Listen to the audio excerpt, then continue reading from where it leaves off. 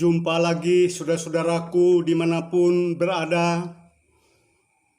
Hari ini saya ingin berbagi kabar baik dari 2 Samuel pasal 23 ayat 1-7 dan Wahyu pasal 1 ayat 4 sampai ayat 8. Sebelum kita membaca firman Tuhan ini, marilah kita sehati di dalam doa. Ya Allah Bapa di surga, kami berterima kasih karena kami boleh berjumpa dengan Engkau saat ini. Dan kami mohon kiranya Engkau berkenan berfirman kepada kami untuk memberikan kekuatan, pertolongan dan pengarahan kepada kami untuk mencapai kehidupan yang lebih baik ketika kami masih ada di dunia ini sekarang ini, dan nanti ketika kami mengakhiri gumul dan juang kami kelak di dunia ini. Amin. 2 Samuel pasal 23 ayat 1 sampai ayat 7 berbunyi demikian. Inilah perkataan Daud yang terakhir.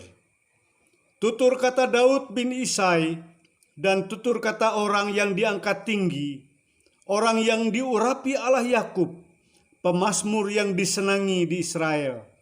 Roh Tuhan berbicara dengan perantaraanku, firman-Nya ada di lidahku. Allah Israel berfirman, gunung batu Israel berkata kepadaku, apabila seorang memerintah manusia dengan adil, memerintah dengan takut akan Allah, ia bersinar seperti fajar di waktu pagi, pagi yang tidak berawan, yang sesudah hujan membuat berkilauan rumput muda di tanah. Bukankah seperti itu keluargaku di hadapan Allah? Sebab ia menegakkan bagiku suatu perjanjian kekal, teratur dalam segala-galanya dan terjamin. Sebab segala keselamatanku dan segala kesukaanku, bukankah Dia yang menumbuhkannya? Tetapi orang yang dursila, mereka semuanya seperti duri yang dihamburkan. Sesungguhnya mereka tidak terpegang oleh tangan. Tidak ada orang yang dapat mengusik mereka, kecuali dengan sebatang besi atau gagang tombak, dan dengan api mereka dibakar habis. Demikian, saudara-saudara, dari 2 Samuel pasal 23 ayat 1 sampai ayat 7. Kemudian Wahyu pasal 1 ayat 4 sampai ayat 8 berbunyi, Salam kepada ketujuh jemaat dari Yohanes kepada ketujuh jemaat yang di Asia Kecil. Kasih karunia dan damai sejahtera menyertai kamu dari Dia yang ada dan yang sudah ada dan yang akan datang, dan dari ketujuh roh yang ada di hadapan tahtanya, dan dari Yesus Kristus, saksi yang setia, yang pertama bangkit dari antara orang mati, dan yang berkuasa atas raja-raja bumi ini. Bagi Dia yang mengasihi kita, dan yang telah melepaskan kita dari dosa kita oleh darah-Nya, dan yang telah membuat kita menjadi suatu kerajaan, menjadi imam-imam bagi Allah Bapanya. Bagi Dialah kemuliaan dan kuasa sampai selama-lamanya. Amin. Lihatlah, Ia datang dengan awan-awan, dan setiap mata akan melihat Dia, juga mereka yang telah menikam Dia, dan semua bangsa di bumi akan meratapi Dia. Ya, amin. Aku adalah Alfa dan Omega, firman Tuhan Allah, yang ada dan yang sudah ada, dan yang akan datang, yang Maha Kuasa. Saudara-saudara yang dikasihi oleh Tuhan, kita pada Minggu 28 November 2021 akan memasuki masa raya Adventus yang pertama. Dan bacaan renungan kita pada Minggu 21 November 2021 ini ditetapkan untuk mempersiapkan kita memasuki masa raya Adventus itu. Nah, oleh sebab itu saudara-saudara, kepada kita sudah ditentukan bacaan dari 2 Samuel 23 ayat 1 sampai 7 dan dari kitab Wahyu pasal 1 ayat 4 sampai ayat 8. 2 Samuel pasal 23 ayat 1 sampai ayat 7 diberi judul perkataan Daud yang terakhir. Saudara-saudara, banyak para ahli mengatakan ayat 1 dan ayat 2 sebenarnya bukanlah tulisan dari Daud. Karena isi dari ayat 1 dan ayat 2 ini memperkenalkan Daud. Dan cara memperkenalkannya pun agak berlebihan. Karena Daud tentu tidak mempunyai sifat menonjolkan diri. Seperti menyombongkan diri, menyatakan apa yang di dalam ayat 1 dan ayat 2 itu seperti pemazmur yang disenangi di Israel misalnya. Lalu mengatakan firman-Nya ada di lidahku. Nah, itu semua nampaknya tulisan orang lain yang memperkenalkan dia, yang mempertonjolkan dia supaya orang mendengar apa yang dikatakan olehnya dalam ayat 3 sampai ayat 7. Saudara-saudara, ayat 3 sampai ayat 7 diyakini memang itu dari Daud sendiri. Allah berfirman, gunung batu Israel berkata kepadaku, dikatakan di situ. Apabila seorang memerintah manusia dengan adil, memerintah dengan takut akan Allah, maka ia bersinar seperti fajar di waktu pagi, pagi yang tidak berawan, yang sesudah hujan membuat berkilauan rumput muda di tanah. Jadi orang yang memerintah dengan adil, orang yang memerintah dengan takut akan Allah, maka ia akan dipakai oleh Tuhan seperti untuk memberikan keadilan, kesejahteraan, kemakmuran kepada orang yang dia perintah, kepada orang yang ada di bawah pemerintahannya. Sedangkan orang yang memerintah tidak dengan adil, maka dikatakan di dalam ayat selanjutnya itu mereka akan mengalami suatu penghukuman dari Allah sendiri. Terutama kita lihat di dalam ayat yang ke-6 dan ayat yang ke-7. Tetapi orang-orang yang dursila, mereka semuanya seperti duri yang dihamburkan. Sesungguhnya mereka tidak terpegang oleh tangan. Tidak ada orang yang dapat mengusik mereka kecuali dengan sebatang besi atau gagang tombak, dan dengan api mereka dibakar habis.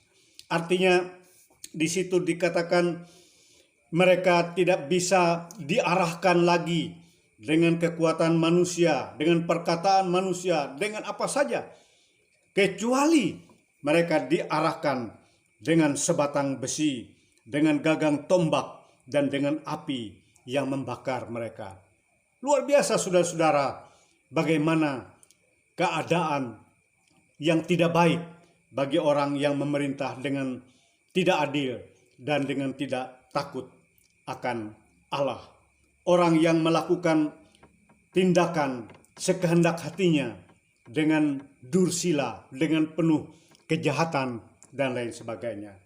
Nah, oleh sebab itu saudara-saudara, di bagian 2 Samuel pasal 23 ayat 3 sampai ayat 7 ini mengingatkan kepada kita sebagai manusia.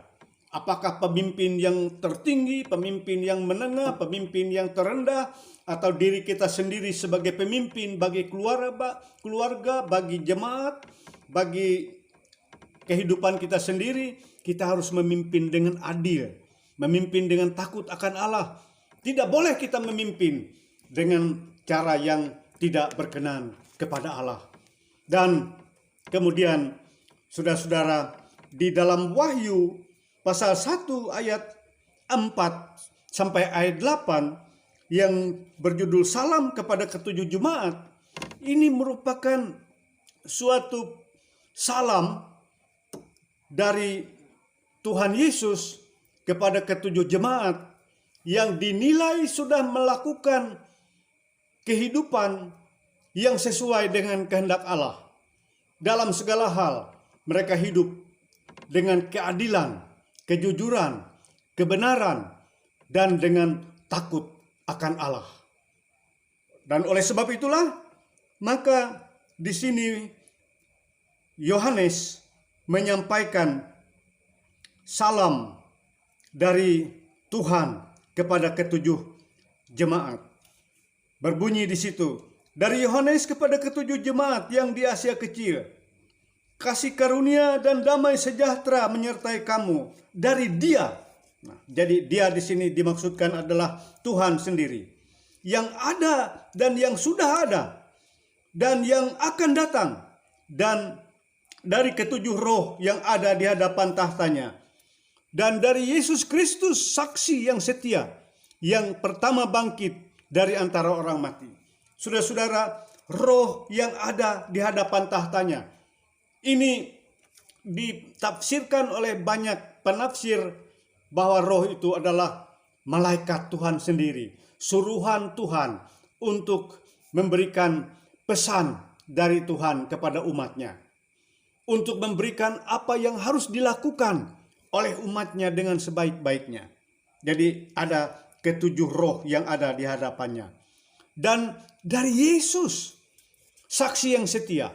Yesus Kristus saksi yang setia. Saksi yang setia karena Dia sendiri datang dari Allah. Dia adalah anak Allah sendiri. Dia itu adalah Allah sendiri. Dan yang pertama bangkit dari antara orang mati. Dan yang berkuasa atas raja-raja di bumi ini. Nah, maka Dia disebut sebagai saksi yang setia. Karena Dia ada dari sejak dulu dunia belum ada, sampai dunia ada, sampai sekarang ini, bahkan sampai selama-lamanya.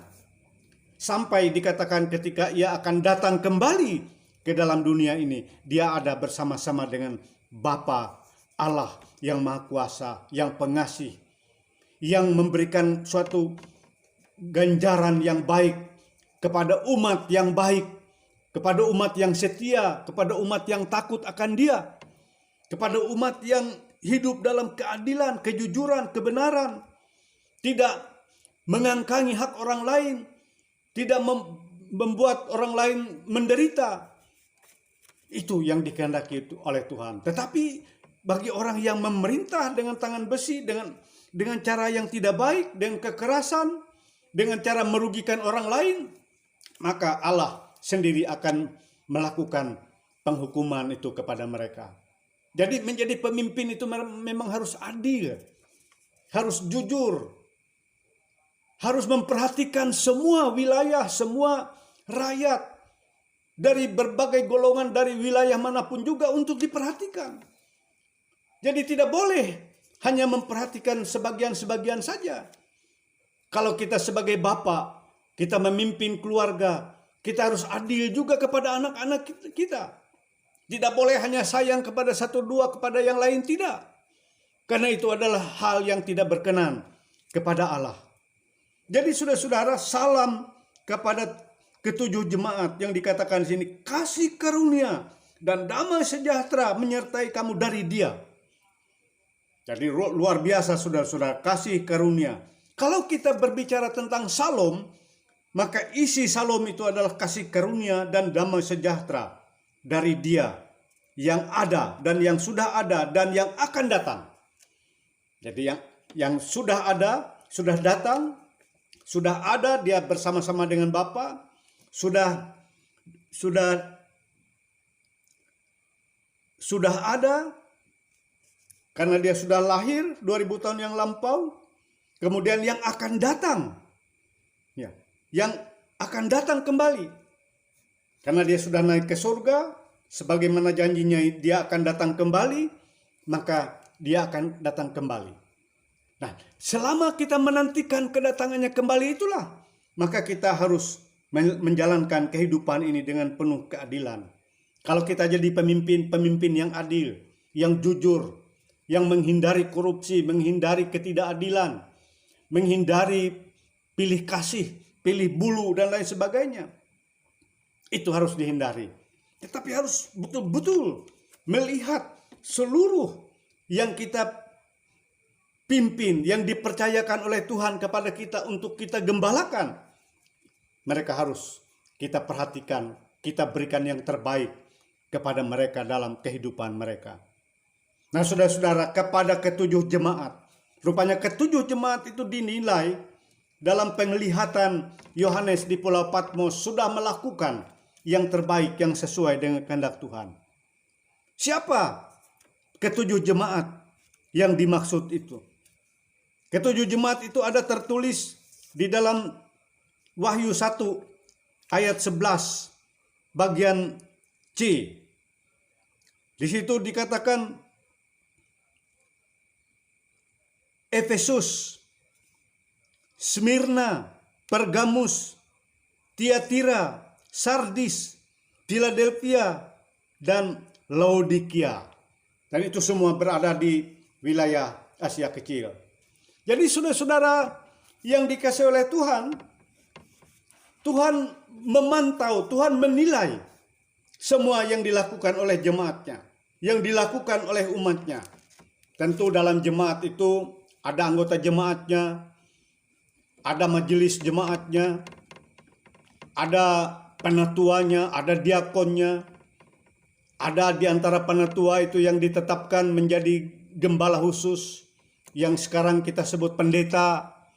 Mereka harus melaksanakan perintah Tuhan, harus takut akan Tuhan. Apa yang terutama perintah Tuhan dalam memimpin, dalam memelihara jemaat, memelihara umat, dalam berkiprah di tengah-tengah dunia ini? Apa yang paling mendasar, yang menjadi dasar kehidupan itu? Tidak lain adalah kasih. Hidup dalam kasih. Umat diminta untuk berkiprah dan berkiprah dalam kasih. Tidak boleh dengan iri dengki, dengan ketidakjujuran, dengan ketidakadilan. Karena itu sangat tidak dikehendaki oleh Tuhan. Karena itu semua sangat bertentangan dengan kehendak Tuhan. Saya yakin dan percaya kita umat Tuhan selalu memakai firman Tuhan ini, selalu memakai perintah Tuhan ini sebagai dasar kita bersikap, bertindak, berpikir, berbuat, berkarya dalam kehidupan kita. Baik dalam diri kita sendiri sebagai pribadi, maupun di dalam keluarga, di dalam jemaat, bahkan di dalam kehidupan berbangsa dan bernegara. Kita harus pakai kasih itu. Pakai rasa takut kita kepada Tuhan. Apakah kita menjadi pegawai negeri, pejabat pemerintah, kita harus jujur. Kita harus penuh dengan kasih. Apakah kita menjadi anggota TNI, anggota Polri, kita harus jalankan semua tugas panggilan kita dengan takut akan Allah. Dengan menerapkan kasih yang sudah diajarkan oleh Tuhan. Mengasihi Allah dengan sungguh-sungguh, dengan sepenuh jiwa. Mengasihi sesama manusia seperti mengasihi diri kita sendiri. Dan juga tentu kita memelihara keutuhan ciptaan Tuhan yang dipercaya kepada kita untuk kita pelihara, untuk kita gunakan di dalam kehidupan kita. Jangan sampai kita ikut merusak. Karena kalau kita merusak, maka kita merusak kehidupan. Dan akibatnya pun sangat mengerikan bagi umat manusia. Lihat saja akhir-akhir ini. Karena alam banyak yang sudah dirusak oleh manusia, maka banjir di mana-mana. Air bah ada di mana-mana. Kerusakan-kerusakan ada di mana-mana. Kita lihat banjir di Kalimantan Barat sudah lebih 3 minggu. Di Kalimantan Tengah, di Sulawesi, di Pulau Jawa, di Sumatera. Semua mengalami kebanjiran itu. Dan merusak banyak hal. Banyak jembatan yang sudah jadi tergerus. Banyak jembatan yang baru dibikin hancur. Banyak orang yang pokoknya Mengerikan saudara-saudara. Oleh sebab itu mari kita kembali kepada Tuhan. Kembali hidup sesuai dengan kehendak Tuhan. Dan takut akan Tuhan. Menjalankan kehidupan ini dengan kasih. Kasih kepada Tuhan, kasih kepada sesama, kasih kepada alam di mana kita hidup. Kasih kepada semua umat manusia. Itulah saudara-saudara firman Tuhan untuk kita saat ini. Untuk Minggu 21 November 2021 ini. Kiranya kita semua senantiasa percaya kepada Tuhan, senantiasa bersama-sama dengan kita. Mari kita berdoa. Bapa, terima kasih atas firman-Mu. Biarlah Engkau tumbuh kembangkan firman-Mu itu di dalam hati dan kehidupan kami. Sehingga kami senantiasa berjalan di dalam hidup kami ini sesuai dengan perintah-Mu. Jauhkan kami dari kejahatan. Jauhkan kami dari iri dengki. Jauhkan kami dari hal-hal yang tercela.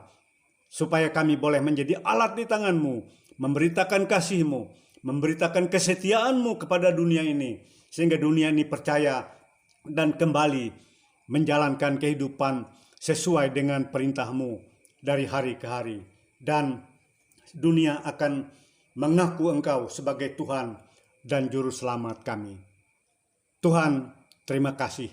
Amin.